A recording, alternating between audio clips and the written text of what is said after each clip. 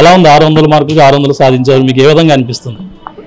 Thanks అండి. First of all చాలా హ్యాపీగా ఉంది. ఇది ఫస్ట్ గాడ్స్ గ్రేస్ వల్ల అయింది. తర్వాత భాష్యం కరికులం అండ్ వాళ్ళ గుంటూరు నుంచి సపోర్ట్, పేరెంట్స్ సాక్రిఫైసెస్, టీచర్స్ మాకు చెప్పే విధానం, డౌట్స్ క్లారిఫికేషన్, రెక్టిఫికేషన్ అన్నీ చాలా బాగా జరిగాయి. లాంగ్వేజెస్లో కూడా ఇంప్రూవ్ చేసేసారు. కాబట్టి నేను 600కి 600 తెచ్చుకోవడానికి వీలైంది. అంటే ఈ గోల్ రీచ్ అవుతాం అనుకున్నాం. అసలు నేను చదువుకునేటప్పుడు స్టడీలో కావచ్చు, ఇక టీచర్ సపోర్ట్ కాబట్టి ఏ విధంగా లభించింది నీకు?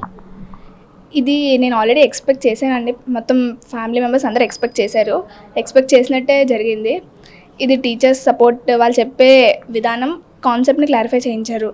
టెక్స్ట్ బుక్స్ బాగా చదివించారండి మా చేత. వాళ్ళు చెప్పిన విధానం మాకు చాలా బాగా అర్థమైంది. దీన్ని బట్టి నేను ఇంత రికార్డ్ని సృష్టించాను. అంటే ఇప్పుడు 600కి 600 కనీసం ఒక 6 మార్క్ కానీ ఏదో ఒకటి కొంచెం డిఫరెంట్ ఉంటుంది.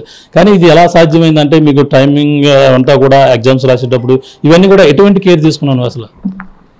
స్కూల్లో మార్నింగ్ 7 నుంచి 7:30 వరకు ఉండేవాళ్ళం. కాన్సెప్ట్స్ చెప్పేవారు. తర్వాత weekly exams and monthly exams పెట్టేవారు. స్టడీ అవర్స్ ఉండేది.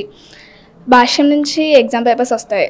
ఆ మొత్తం ఆ అట్మాస్ఫియర్లో ప్రతి చిన్నది రెక్టిఫై చేసి, ముందు ఎగ్జామ్లో చేసిన మిస్టేక్ని మళ్ళీ చేయకుండా రెక్టిఫై చేయించి, డౌట్కి క్లారిఫికేషన్ సెషన్స్ కూడా పెట్టారు. దీన్ని బట్టి కష్టపడి చదువుకున్నాను. డెడికేషన్, హార్డ్ వర్క్ అన్నీ దీనికి సపోర్ట్ అయ్యాయి.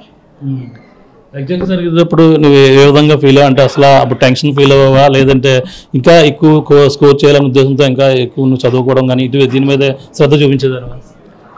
టెన్షన్ అయితే లైట్గా ఉందండి. కాకపోతే ఆ టైంలో మా ఫాదర్ అండ్ మదర్ చాలా సపోర్ట్ చేశారు. దాన్ని బట్టి టెన్షన్ నుంచి ఫ్రీ అయ్యి చాలా ప్రశాంతంగా చదువుకున్నాను. ఇంకా ఎక్కువ స్కోర్ చేయాలనే భావంతోనే ఉండేదాన్ని.